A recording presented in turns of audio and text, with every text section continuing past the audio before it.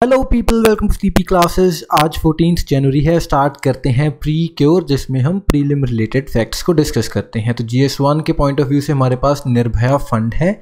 तो इस फंड को बनाया गया था इन 2013 एंड इसको अनाउंस किया गया था in the union budget of 2013 only. And उस टाइम पर अगर आपको याद हो तो निर्भया एक हत्याकांड हुआ था 2012 के दिसंबर में। तो उसके बाद काफ़ी प्रोटेस्ट हुए थे एंड ये गवर्नमेंट ने 2013 में फिर एक फ़ंड बनाया था। एंड प्रेजेंटली ये ministry of women and child development के अंडर ये मिनिस्ट्री इसकी नोडल मिनिस्ट्री है। एंड ये अप्रेज या रिकमेंड करती है किसी भी प्रपोजल या स्कीम को अगर फंडिंग देनी है निर्भया फंड के अंदर। एंड 1000 करोड़ रुपीज़ का ये फंड था। उसके बाद 1000 करके 3000 करोड़ इसमें ऐड हो गए हैं तो ईयरली ऑन। एंड ये नॉन लैप्सेबल फंड है, इस चीज़ का ध्यान रखना है हमें। एंड जो ये पैसा है इसको यूटिलाइज करना था for upholding safety and dignity of women. तो इसका भी अभी ऐसे इशू चलता रहता है कि ये जो इतना पैसा इकट्ठा हो रहा है इसको गवर्नमेंट प्रॉपर्ली यूज़ नहीं कर रही for the safety and dignity of women, तो इसलिए भी ये न्यूज़ में रहता है।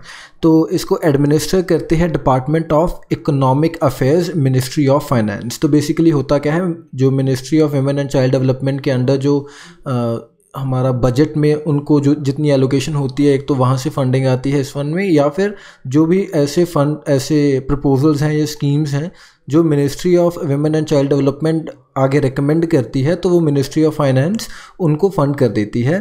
बेसिकली होता कैसे है कि जैसे ये हमारा नॉन लैप्सेबल फंड है एंड एक तरफ हमारी ministry of women and child development है, एक तरफ मिनिस्ट्री ऑफ फाइनेंस है। तो जो भी कोई दूसरी मिनिस्ट्री ने, जैसे supposedly ministry of transport, ministry of Railways ने अगर इस फंड से यूटिलाइजेशन लेनी है तो फिर उनका जो पैसा है वो मिनिस्ट्री ऑफ WCD एक बार रिकमेंड कर देगी उनकी स्कीम को, एंड जो उनको फंडिंग मिलेगी वो मिनिस्ट्री ऑफ फाइनेंस से मिलेगी। तो आई होप आपको इस बेसिक चीज़ की क्लैरिटी हो गई होगी।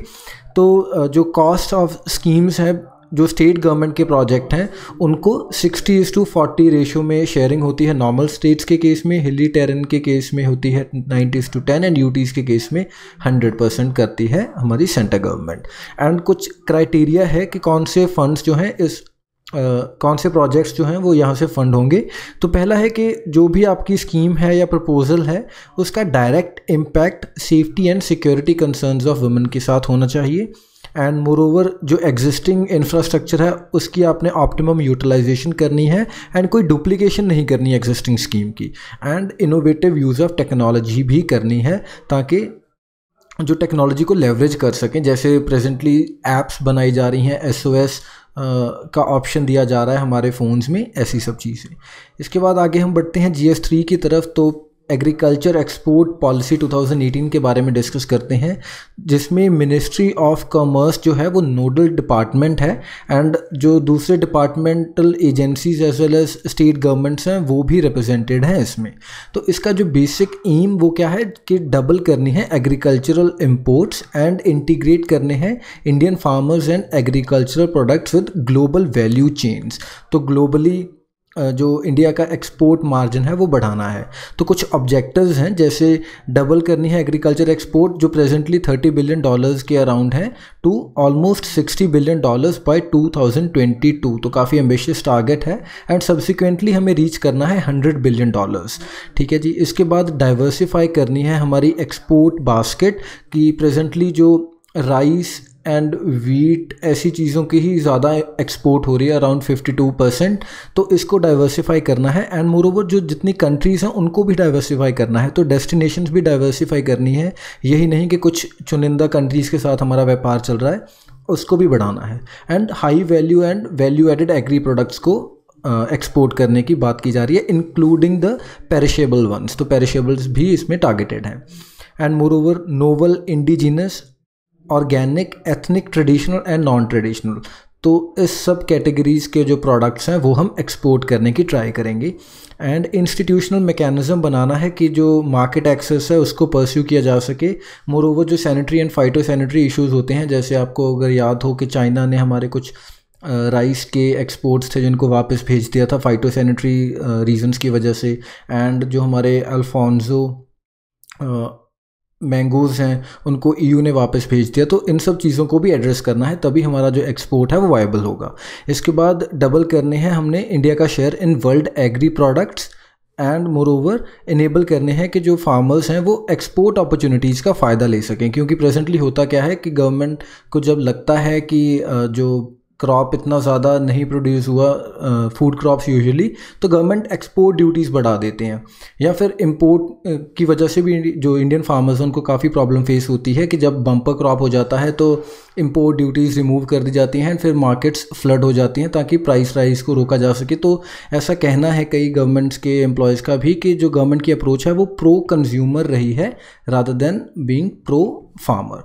तो इन सब चीज़ों को भी एड्रेस करने की ट्राई की जा रही है हमारे एग्रीकल्चर एक्सपोर्ट पॉलिसी में कुछ हद तक। तो इसमें दो कैटेगरीज में ऑर्गेनाइज किया गया है इस चीज़ को, एक तो है स्ट्रेटेजिक, दूसरी है ऑपरेशनल। स्ट्रेटेजिक में वही चीज़ें जैसे पॉलिसी मेजर्स लेंगे, इंफ्रास्ट्रक्चर एंड लॉजिस्टिक की सपोर्ट का ध्यान रखना है एंड हॉलिस्टिक अप्रोच रखनी है ताकि एक्सपोर्ट किया जा सके, हमारे बूस्ट कर सकें हमारे एक्सपोर्ट्स को। एंड जो स्टेट गवर्नमेंट है उनको इन्वॉल्व किया जाना ज़रूरी है क्योंकि जो एग्रीकल्चर है वो स्टेट सब्जेक्ट है, तो इस चीज़ का भी हमें ध्यान रखना है। ठीक है जी। एंड इसके बाद जो ऑपरेशनल चीज़ों में फिर वही फोकस हमने क्लस्टर्स पर देना है। क्लस्टर्स जितने डेवलप होंगे, जैसे आपने देखा होगा यूजुअली जो ऑर्गेनाइज चीज़ें हैं वो क्लस्टर्स में ही एग्जिस्ट करती हैं। जैसे हमारा पास सबसे अच्छा एग्जांपल इसका है जो हमारे मैकेनिक शॉप्स होती हैं, यूजुअली वो एक क्लस्टर में ही कहीं किसी जगह पर एग्जिस्ट कर रही होती हैं। तो इस तरह से क्या है कि ज़्यादा जो कंज्यूमर है उसको अपनी डेस्टिनेशन पता है एंड मोर ओवर जो प्रोडक्ट या सर्विस देने वाला है उसका जो कॉमन ग्रीवांसेस है वो वहीं पर एड्रेस की जा सकती हैं। तो ये भी कुछ रीजंस हैं कि क्लस्टर्स को इंक्रीज़ करने की जो गवर्नमेंट है वो इस चीज़ को अप्रिशिएट कर रही हैं। एंड मोर ओवर फिर वैल्यू एडेड जो प्रोडक्ट्स हैं उनके एक्सपोर्ट्स करने हैं, ब्रांड इंडिया को प्रमोट करना है एंड प्राइवेट इन्वेस्टमेंट ज़रूरी है इन प्रोडक्शन एंड प्रोसेसिंग, तो इस पर भी काम करना है। एंड R&D के साथ साथ जो इस्टेब्लिश करने हैं हमने क्वालिटी रेजीम, तो जितनी क्वालिटी हमारी अच्छी होगी उतना ही जो ट्रस्ट वर्दी ब्रांड बनेगा। तो ये सब चीज़ें हैं। एंड प्रेजेंटली जो rice, wheat and marine products की मैं पीछे जैसे बात कर रहा था कि ये ही 52% ऑफ टोटल फार्म एक्सपोर्ट तो कॉन्स्टिट्यूट करते हैं। तो इसीलिए डाइवर्सिफिकेशन बहुत ज़रूरी है इंडिया के एक्सपोर्ट्स में। इसके बाद हमारे पास है एशियन वाटर बर्ड सेंसस। तो ये 1987 से ऑर्गेनाइज किया जा रहा है बाय वेटलैंड्स इंटरनेशनल एंड ये मॉनिटर करता है status of water birds and wetlands को। तो इंटरनेशनल प्रोग्राम है। एंड वाटर बर्ड्स क्यों ज़रूरी हैं? क्योंकि ये की इंडिकेटर हैं कि वेटलैंड्स की हेल्थ कैसी है इस चीज़ का। तो अकॉर्डिंगली फिर इससे हम जो और चीज़ें हैं वो भी डिराइव कर सकते हैं वेटलैंड्स की हेल्थ से। तो बेसिकली बायोडाइवर्सिटी भी इससे डायरेक्टली लिंक्ड है फिर। ठीक है जी। तो it includes the conservation activities from, तो इसमें सिर्फ यही नहीं दूसरी चीज़ें भी इंक्लूडेड हो जाती हैं, जैसे रामसर कन्वेंशन है हमारी वेटलैंड्स की, कन्वेंशन ऑन माइग्रेटरी स्पीशीज़ है, कन्वेंशन ऑफ बायोलॉजिकल डाइवर्सिटी है। तो सब क्योंकि जो एनवायरनमेंट की चीज़ें हैं वो इंटरलिंक्ड हैं कहीं ना कहीं, तो अकॉर्डिंगली जब हम एक चीज़ को क्वांटिफाई करने की कोशिश कर रहे हैं तो दूसरी चीज़ों पर भी उसके हम जो इफ़ेक्ट्स हैं वो देख सकते हैं। जैसे बर्ड लाइफ इंटरनेशनल्स का इम्पॉर्टेंट बर्ड एरिया प्रोग्राम है, तो वहाँ पर भी इसकी एक्टिविटीज़ को यूज़ किया जा सकता है। IUCN की रेड लिस्ट है उसमें भी। एंड फाइनली वेटलैंड इंटरनेशनल की water bird population estimates program है। तो ये सब चीज़ें इंडिविजुअली भी इतनी ही इम्पॉर्टेंट हैं, तो इनको भी आपने सर्च करना है।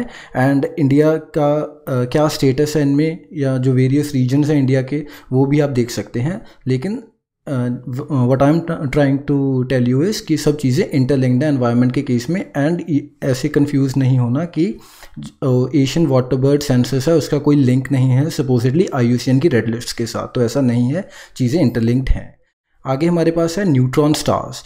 तो न्यूट्रॉन स्टार बेसिकली कब बनता है? जब किसी मैसिव स्टार का जो कोर है वो कोलैप्स कर जाता है ग्रेविटेशनली, एंड जो उसके प्रोटॉन्स एंड इलेक्ट्रॉन्स हैं वो एक दूसरे में क्रश हो जाते हैं, तो पीछे सिर्फ न्यूट्रॉन्स बचते हैं, तो उस चीज़ को बोलते हैं हम न्यूट्रॉन स्टार। एंड ये कॉम्बिनेशन है of strong gravity, powerful magnetic and electric fields and high velocity. तो इसके 3 फीचर्स हैं कि ग्रेविटी काफ़ी ज़्यादा है, मैग्नेटिक एंड इलेक्ट्रिक फील्ड्स जो हैं वो बहुत स्ट्रांग हैं, एंड जो वेलोसिटी है वो घूमता बहुत तेज़ है। तो ये कुछ फीचर्स हैं। इसके बाद जो मैटर है वो इतना ज़्यादा टाइटली पैक्ड होता है कि एक जो शुगर क्यूब के साइज़ का जो न्यूट्रॉन स्टार होगा वो भी 1 बिलियन टन से ज़्यादा वे करेगा, यानी as much as Mount Everest. तो इतना वेट है हमारे न्यूट्रॉन स्टार के छोटे से क्यूब साइज़ मटेरियल का। तो इसके बाद जो ज़्यादातर न्यूट्रॉन स्टार्स हैं वो इसमें फर्दर सब क्लासेस हैं, तो ज़्यादातर पल्सर्स में ही पल्सर्स को बिलोंग करते हैं। एंड ये जो न्यूट्रॉन स्टार्स हैं ये बीम आउट करते हैं रेडियो वेव्स जो पीरियोडिकली अर्थ की तरफ आती रहती हैं। And once form they no longer actively generate heat. तो एक बार जब कोई स्टार न्यूट्रॉन स्टार बन गया तो उसके बाद वो दोबारा से हीट जनरेट नहीं कर सकता and it will start cooling over a period of time. तो उसके बाद वो ठंडा होता रहता है। इसके बाद हमारे पास फाइनली है asteroid terrestrial impact last alert system, जिसको हम एटलस भी बोलते हैं। तो ये क्या है, एक जो एस्टेरॉयड इम्पैक्ट का अर्ली वार्निंग सिस्टम है जो कि डेवलप किया है यूनिवर्सिटी ऑफ हवाई ने, एंड इसको फंडिंग मिलती है नासा से। एंड इसमें 2 टेलीस्कोप्स हैं जो कि 100 माइल्स अपार्ट हैं एंड ऑटोमेटिकली वो जो हमारी स्काई है उसको स्कैन करते रहते हैं over several times during the night and they keep looking for the moving objects. तो कोई भी ऐसे घूमती हुई चीज़ें देखते रहते हैं तो उसके बाद वो अलर्ट जारी कर देते हैं। तो इसमें बेसिकली होता क्या है, 3 तरह के अलर्ट्स हैं। एक दिन पहले अलर्ट मिलता है जब कोई 30 किलो टन का कोई एस्ट्रॉयड गिरने की आशंका हो, जिसको टाउन किलर बोला जाता है। एक वीक पहले मिलेगा अगर 5 मेगाटन का कोई एस्टेरॉयड है एंड उसको सिटी किलर बोला जाता है। एंड 3 वीक्स पहले दे देंगे वो अलर्ट अगर 100 मेगाटन के अराउंड कोई एस्टेरॉयड होगा एंड उसको बोलते हैं कंट्री किलर। तो आई होप आपको चीज़ों की एंड उनकी क्लैरिटी हो रही है कि जितना मास बढ़ता जा रहा है उतना जो अलर्ट है वो भी पहले आ जाएगा एंड उतना उसका एरिया भी इम्पैक्ट का बढ़ता जा रहा है। तो जो हमारा एटलस का टेलीस्कोप है ये नियर अर्थ एस्ट्रॉइड्स के बारे में ऑब्जर्व करता है एंड हर रात अपडेट करता रहता है जो भी नई डेवलपमेंट्स हैं। एंड अकॉर्डिंगली ये क्योंकि पब्लिक प्लेटफॉर्म पर अपलोडेड है तो जो वेरियस एस्ट्रोनॉमर्स हैं वो यहाँ से रेफरेंस लेते रहते हैं। इसके बाद हम देखते हैं कि नियर अर्थ ऑब्जेक्ट्स बोलते किसको हैं। तो ये बेसिकली होते क्या हैं, कॉमेट्स या एस्ट्रॉइड्स ही होते हैं जो कि हमारे ग्रेविटेशन अट्रैक्शन की वजह से या वेरियस प्लैनेट्स की ग्रेविटेशनल अट्रैक्शन की वजह से हमारे ऑर्बिट्स के अराउंड आ गए हैं, अर्थ के नेबरहुड में आ गए हैं। And in terms of orbital elements जो हमारे नियर अर्थ ऑर्बिट्स हैं और ऑब्जेक्ट्स हैं दे आर एस्ट्रॉइड्स कॉमेट्स जिनका कि पेरीहीलियन डिस्टेंस है 1.3 एस्ट्रोनॉमिकल यूनिट के अराउंड। तो पेरीहीलियन का मतलब होता है, आपको मैं डायग्राम के अकॉर्डिंग समझा देता हूँ। जैसे ये हमारा सन है एंड ऑर्बिट होता है कुछ इस तरह का। तो ये जो नियरेस्ट पॉइंट है हमारे ऑर्बिट का this is called perihelion and ये जो फार्देस्ट पॉइंट है दिस इज़ कॉल्ड एपीहीलियन। ठीक है जी। तो मून के केस में इसको पेरीगी एपीगी बोलते हैं अकॉर्डिंगली। तो 1.3 एस्ट्रोनॉमिकल यूनिट जो है इसका कट ऑफ है। इसके कम अगर डिस्टेंस है तो that would be considered as near earth object. इसके बाद जो कॉमेट्स हैं they are made of water and ice and इसमें फिर एम्बेडेड डस्ट पार्टिकल्स होते हैं। तो ऐसा माना जा रहा है कि ओरिजिनली जब ये फॉर्म हुए थे तो ये in the colder outer planetary system इनकी फॉर्मेशन हुई थी। एंड ये भी नासा का ही कहना है कि जो हमारे इनर प्लैनेट्स हैं, जो रॉकी प्लैनेट्स हैं, वो बने हैं रॉकी एस्टेरॉइड्स के इकट्ठा होने से। एंड जो हमारे आउटर प्लैनेट्स हैं क्योंकि वो डस्ट मास ही इकट्ठा हुआ है ज़्यादातर, तो वो बने हैं कॉमेट्स के इकट्ठा होने से। ठीक है जी। तो इनर बने हैं हमारे एस्टेरॉइड से एंड जो आउटर हैं वो बने हैं हमारे कॉमेट से। इसलिए ही जो ज़्यादातर रॉकी एस्टेरॉइड्स हैं वो बने हैं in the warmer inner solar system between the orbits of Mars and Jupiter. ठीक है जी। तो इसके बाद जो पोटेंशियली हैजर्डस एस्टेरॉइड्स हैं उनके बारे में भी थोड़ा जान लेते हैं। तो these are defined based on the parameters that measure the asteroid's potential to make threatening close approaches to the earth around 0.05 astronomical unit.